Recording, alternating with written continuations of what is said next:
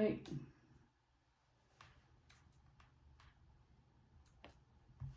Hi everyone, it's Angela and Karen here again with another podcast perspective.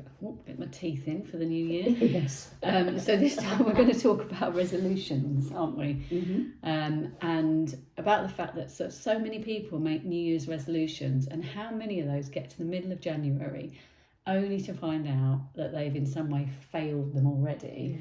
And it can be really disheartening, and that's why so many people just sort of give up with these things. Yeah, so what we're going to talk about today is maybe a different way to tackle that as an issue.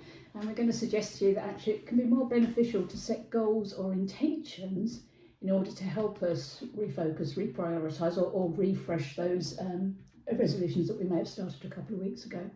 Help us get back on track. Break it down into small and manageable steps. Yeah, absolutely. And we've both been on not that we knew each other was necessarily doing this, but we've both been on a no alcohol journey so far this January. So I've been doing dry January for the last few years, and I find it a really good way of staying in control of the alcohol rather than feeling like the alcohol is controlling me. And I love it because I find it's really good to feel fresh in the morning, having better sleep, less brain fog.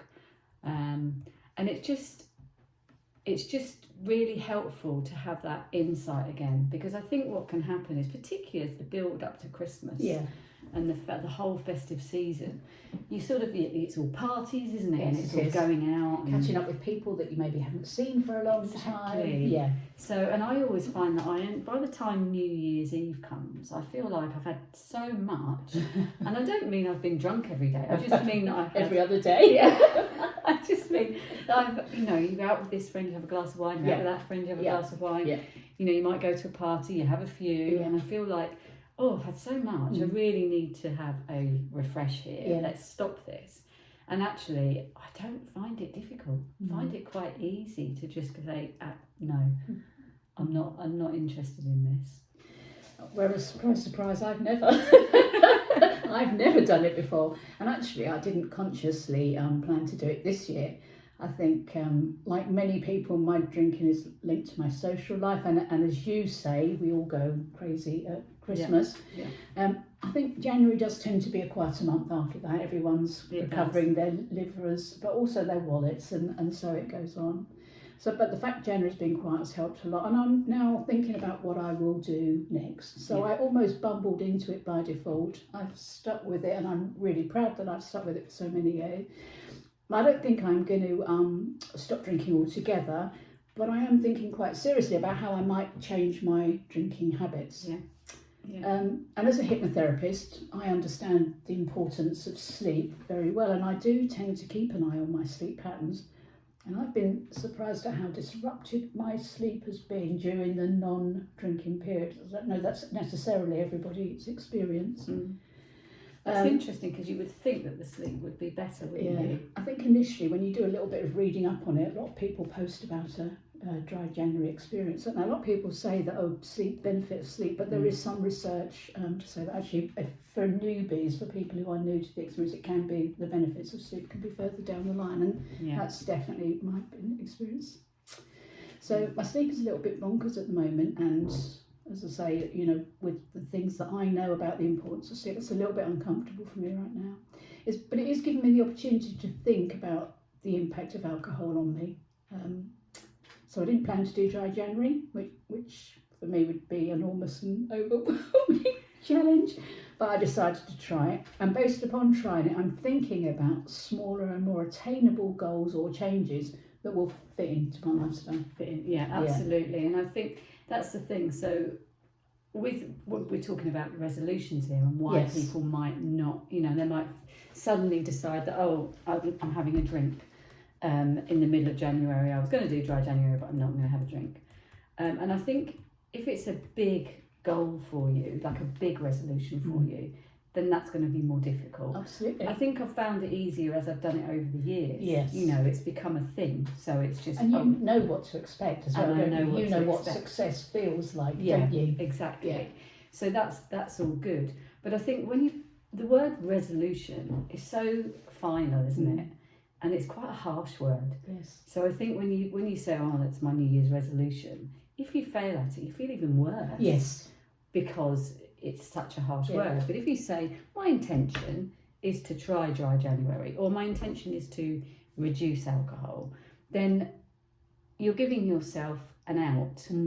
But actually, you'll probably carry on with it because you've given yourself. You're taking some of that pressure off yourself, aren't you? In terms of exactly. not only your own expectations, but other people's as well. If you choose to share what your resolutions are going to be, and we all know how, in this country in particular, the social norm is to go out and drink. Yeah. And if you go out and you're not drinking where you usually do, you'll be questioned. Yes. What's wrong with you? Yeah. Oh, have one. Just have one. Come on. It'll be oh, fun. You're no fun. You're no fun. Exactly. There's so many pressures around that. It's really interesting. I remember when I gave up smoking, and people still said to me years after, it's so strange to see you without a cigarette. And it was a norm that I would go out and I would smoke, and when I didn't, it was very strange for everyone else to get used to, as well. And I think there's other resolutions, aren't there, around losing weight, doing more exercise, eating more healthily, and giving up smoking. That's always one that people say they're going to do. And the weight loss challenge is one that we're both familiar with in our day-to-day work, aren't we? Yeah, There's a surprising amount of people, I mean, I like to refer to it as weight management because I think it's their motive, exactly but actually that's what they want to do, isn't it? They want to lose weight. That's the accurate term for many, many people. And I think perhaps, maybe we need to think about that differently. Perhaps we don't have to challenge ourselves to lose 3 stones. That's overwhelming. That's dramatic. It's huge changes, and it's a lot to get your head around, isn't it? Perhaps we just need to start with something much smaller, which might be being more active or starting to exercise where you don't do it before. And then once you're happy with that, then you might think about making some dietary changes.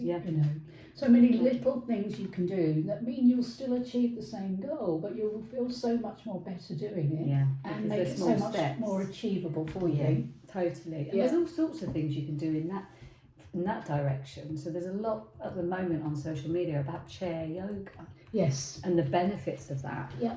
And I mean, I trained years ago when I used to work with older people out in the community, and I trained as a fitness instructor for older people, and that was all chair work. It was all chair exercise. That's really interesting. It's a long time ago now. It's got to be over 20 years ago now. But and there's so much benefit in doing that. And if you're not doing anything and then you start to do that, of course it's going to make a difference to you because you're just doing something different. But that person can't go from there to doing 5k, can they? That's just it's so overwhelming. You make it so hard for yourself to make those changes that you want to achieve, don't you? That's right. Yeah. Having the bigger goal as the thing that you're aiming specifically for. Yeah. But I think you can keep that in mind. I mean, we've talked about this, and I think we're going to do a whole podcast on manifesting. I think we should. I'm fascinated by manifesting. But there's a way in which if there is something you really want to achieve, you think about yourself actually having achieved that, and then what happens is you start to make these tiny little steps going towards it. So you actually start to do things towards that goal. And that's a bit of what we're talking about here, isn't it? Yes, I think it is. I mean, it's a huge subject, but in essence, that's what we're saying here. Small steps and intentions rather than resolutions, which can help with your mental well-being so much more than putting that harsh idea on the table, which does work for some people. Some people need that discipline. Some people do. But I think a lot of people struggle with that approach, really. And I think it's where you've got to celebrate small successes, haven't you? Don't wait to celebrate until you've lost the 3 stone. Celebrate each one. Absolutely. I saw a really interesting thing actually the other day, which was if there is an amount of weight that you like to lose, you get 2 jars, and you put, say for instance, you want to lose 12 pounds, you put 12 pebbles in 1 jar. Ooh, okay. And then each time you lose a pound, you move 1 pebble into the other jar. So you can actually see So it's visually, visual, yeah. visually Yeah. see the changes that you're making. Oh, that's amazing. Which I like thought that. was a really, Yeah, really that's good thing to do. I Yeah, thought you know, you absolutely. can see that and think, oh Yeah. yeah, that's where I am Yeah. now, which is quite helpful. And that's just a small thing, so it's not like And you anyone say- can find 12 stones, can't Exactly, they? yeah. Just go for a walk. Oh, and then you're increasing your exercise. Exactly.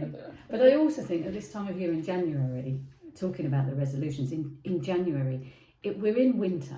And winter is a season for hibernation. We're not meant to get out there and throw ourselves into things. It's a time when, you know, and nature does this. The trees do it, the plants do it.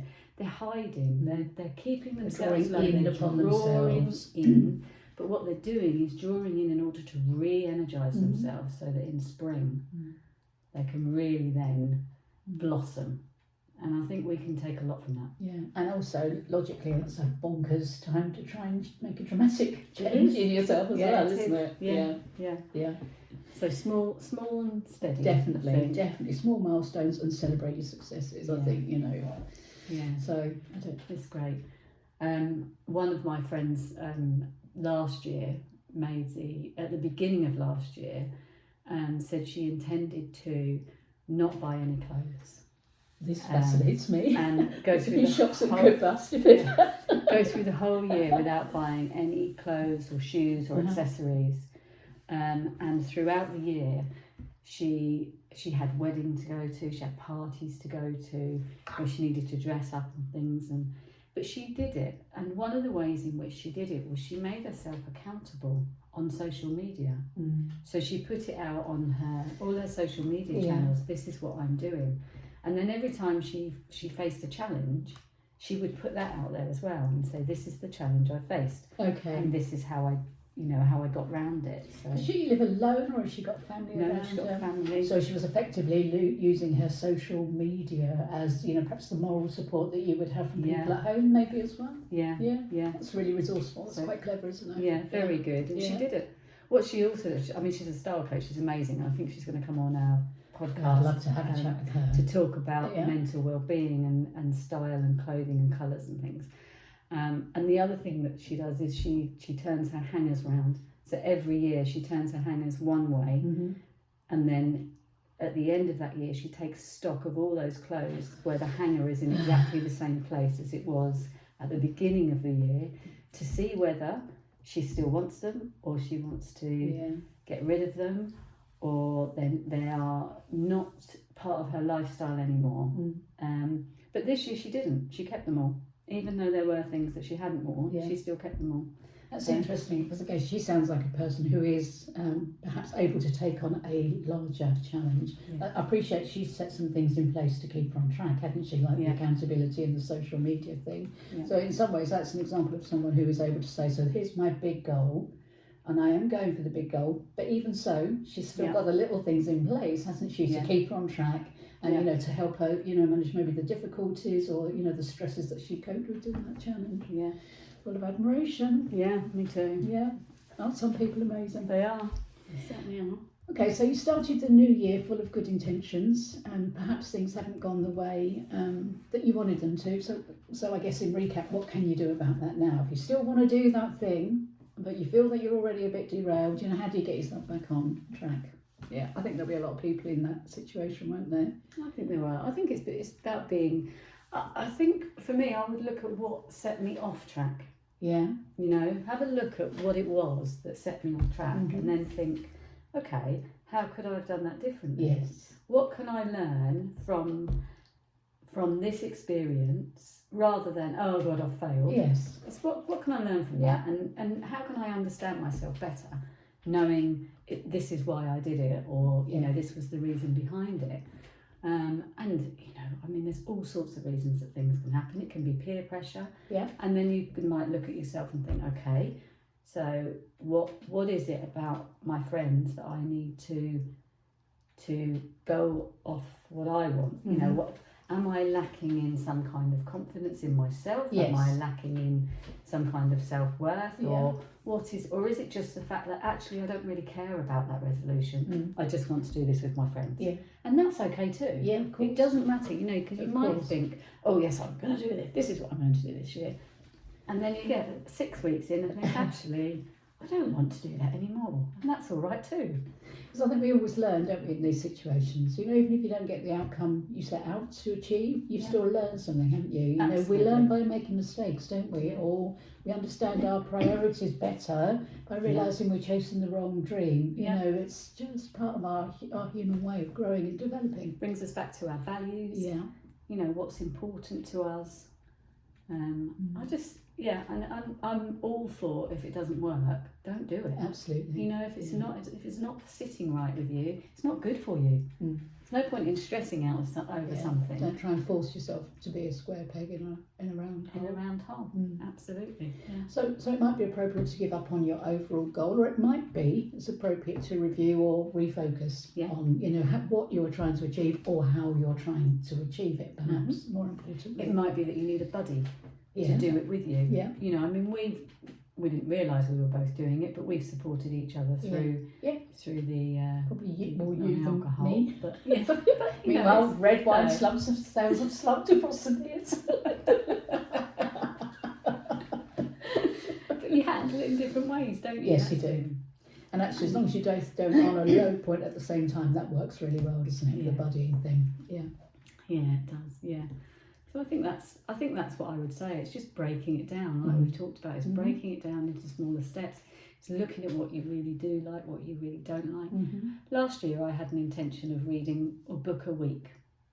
Okay. I wanted to read a book a week. So was that fiction or was that work related or just it any didn't book? matter. Okay. I just thought I would really like. It would be really nice if I could get through 52 books in the year, and I managed 40. Okay. But I wasn't. It's good. I wasn't angry or frustrated or upset with myself Mm-hmm. because I thought I've read 40 books. That's quite a lot of books. Yeah.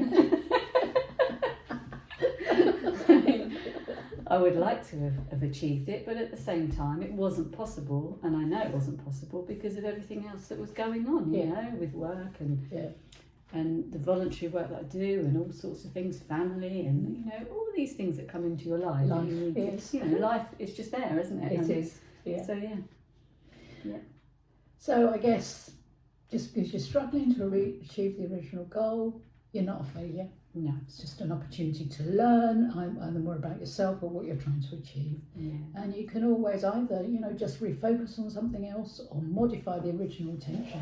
And again, remember, you don't always have to succeed at first attempt. No, either, do you you? really don't. You really don't. And also, just change the wording. Yeah. You know, if resolution is too harsh for you, change it. Yeah. Change it to goal, intention, or Well, we're all something about else. the positive language, aren't we? Yeah, You know? absolutely. Yeah. Yeah, really good.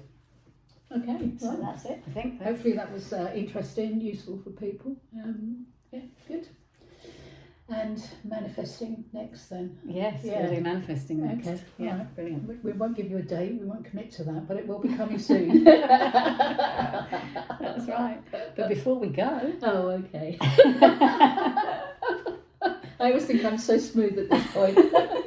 No, we do always end with what's been good or what we're grateful for, aren't we? Because that's so much a part of what we do in our work. yes. So, Angela, what you got for us this time? What have I got for you this time? Okay, so what's been good over the last week? I mean, since the last podcast, lots of things have been good.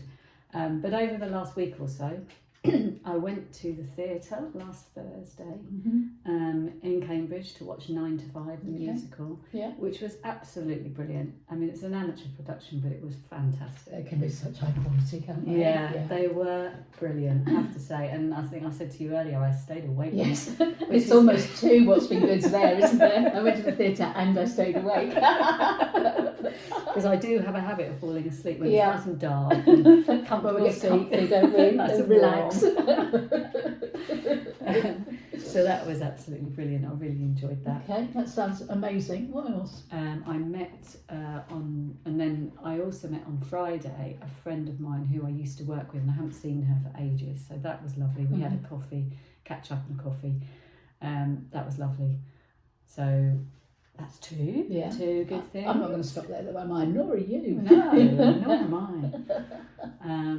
And then yesterday I went for a lovely walk in the beautiful sun that was out yesterday. It was really nice. It was lovely strolling along, catching up with another friend, which was really nice. So I've done quite a bit of catching up with friends. And I think that always happens with me in January. Yeah. It's, haven't seen so-and-so for a while, and sort of set them in. And it's set them in strange motion. after all the socialising we've done in December, but it is strange. And it feels like Yeah. a different kind of catching up. It feels a little bit calmer, doesn't it, Yeah. in January? Maybe Yeah. that's the difference. It is, it's lovely and calm, and it's really, it's nice. Okay. Yeah. It sounds like you're having a nice month. I'm It's having a really, nice month, it's really yeah. good. Yeah. Yeah. One of the other things that I've done, so what else has been good is that I've given myself the intention of allowing myself more time to do things, Okay. and that has worked really well as well. So I think I'm more calm. Mhm. Yeah, it's been good. Maybe it's just maybe January is just a little bit more of a regroup and a review. Yeah, You know, definitely. maybe it's not the best time to be trying to make big life changes for everybody. Yeah. It's just a calm down, review, regroup, and refocus in general. Definitely for me. Yeah. So how about you, Karen? What are your three good things? So what have I got? I've also had quite a nice January. So I'm quite enjoying my reviewing my relationship with alcohol and where that's taken me. But perhaps more specifically, yesterday I restarted walking with our fabulous Walk and Talk for Women, St. Neots group. Great group. I used to walk with them regularly. I just had some disruption over the summer months, had some diary schedules and stuff, but I was out with them yesterday, and that was really lovely to catch up with all of those ladies. So it's just, women pitch up, go for a walk, have a chat, make new friends, some great friendships have come out of that group. And then if you want some coffee and cake afterwards, I don't know. What's not to like? Coffee and cake, ridiculous. Why would I want to do that? I didn't give up coffee and cake in January, did I? No. So that was really lovely yesterday. We're recording the podcast quite early on a Monday, which we don't normally do. Yeah, we don't. But that was quite nice, and I still had time for a lovely walk this morning, having a look at all the branches that were down from yesterday's storm. So I really enjoyed that this morning, and then quick catch up with you. So that's been good. Brilliant. Even though you didn't mention me and what's been good. Oh dear. Anyway. It's always good. It's taken. Oh, okay. All right. I'll just assume. It's taken as read. Well, we had a lovely catch up last week as We well. did didn't actually, we? yeah. Which was really good. In fact, I've probably seen too much of you, really.